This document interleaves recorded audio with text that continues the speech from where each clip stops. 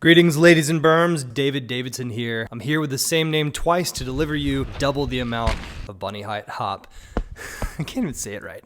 Bunny hop height in just one YouTube video. What we're going to be doing is looking at why you haven't been able to bunny hop very high before, and we're going to give you extremely physics-based. Again, this is based in the most inarguable stuff out there, physics.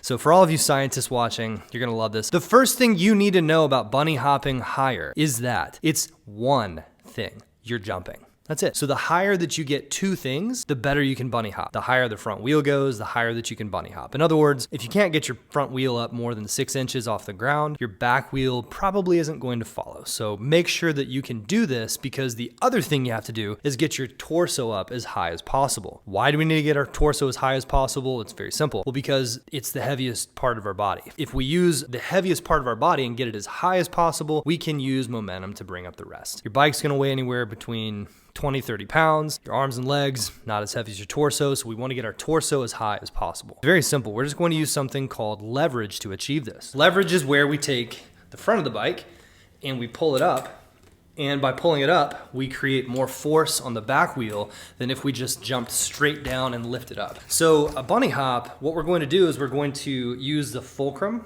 right here. I'm going to put it on the screen, and by lifting everything up, hey there.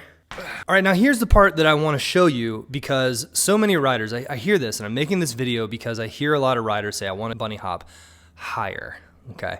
We all want to bunny hop higher. Here's how you do it. It's very simple. The secret is called a power clean. Now, what is a power clean?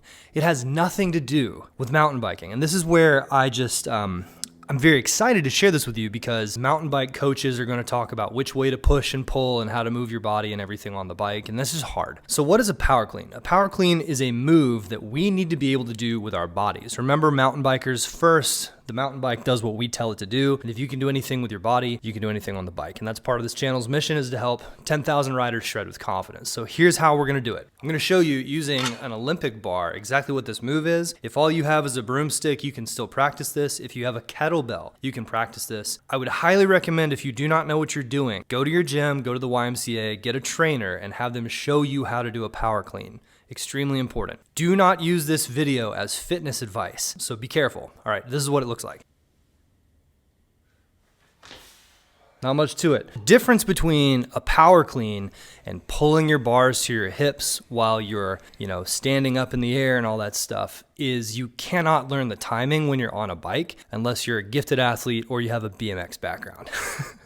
I can't even say that with a straight face. So what we want to do is we want to train the body to transfer massive amount of force in a short amount of time through the feet. Now, the second thing we want to do is we want to combine this feeling of explosive power, and we want to combine it with the feeling of hanging off of the bars a little bit. And this is the easiest thing ever. Nobody teaches this except for me. You heard it here first, folks. Go grab a railing, put your feet in a riding stance, and do this right here, or maybe it's here. I don't know where I put it. I never know where I put these things.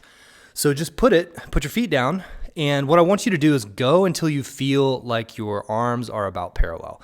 And what you're going to feel while you do this is the exact feeling that it feels like to take that power and transfer it and hang off the bars. Now what we're going to do is we're going to combine these two things, the explosion and also the hanging from the hands, and we're going to do our bunny hop. Watch closely, because I'm going to bring those two concepts of explosive power, like a power clean, and the concept of hanging off of the bars ever so slightly, and we're gonna work on those together. So the first step is we want to go ahead and preload the suspension.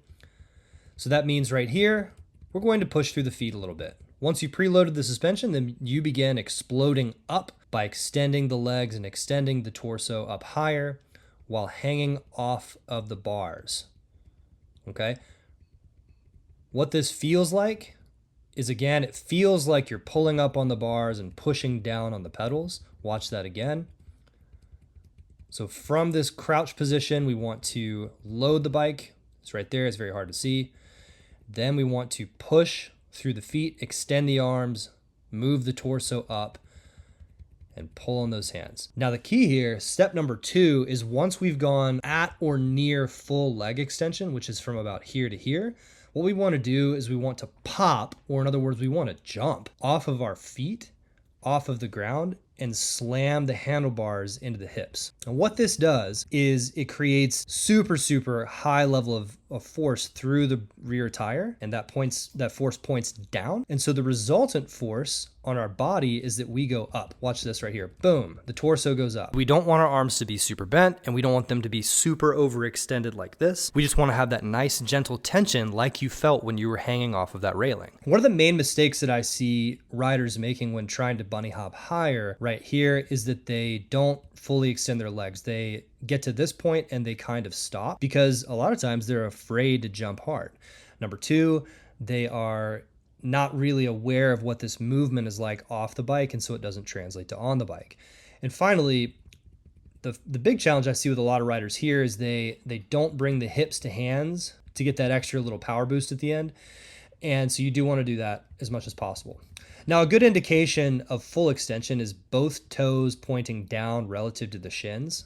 You'll notice this right here. And also timing is important. I'll mention it briefly here. You want to be on top of the bike, feet pushing down and fully extended till the last second, which is right here. And finally, step number 3 is throw the hands forward. Nothing to it. It's a very hand-oriented motion. So I'm pulling the hands up. Watch how far they travel from the hips. I actually could have done a little bit better here, putting those hips and bars together. And then it's throwing those hands straight forward relative to the shoulders. Notice how boom, boom. Okay. And what this does is it just brings the bike up in the air behind you. It's not that hard. And then you land and ride off in the sunset. What do you notice about this approach? Have you ever heard anything like this before? What's different about this from the way that you were thinking about it before? And I would encourage you to go and try this in a parking lot, on the grass. Do it today, see how it feels, and give me your feedback. Now, the other reason why I share this video with you today, it's very simple. It's because no one's teaching you wrong. It's just that you're thinking about it too much. And this is a human movement first. How in the world are you supposed to do a lot of balancing on top of this plus exploding at a high level if you can't even do it on flat ground with a bar? You got to think about this as human movement first, mountain biker second. Hey, what do you think about this? What do you think about this concept of athlete or human movement first, mountain biker second? We're on a mission to help 10,000 riders shred with confidence. If you like that, if that's part of what you want to be a part of, subscribe to the channel below. Let me know what you think about this video, and I'll see you on the next one.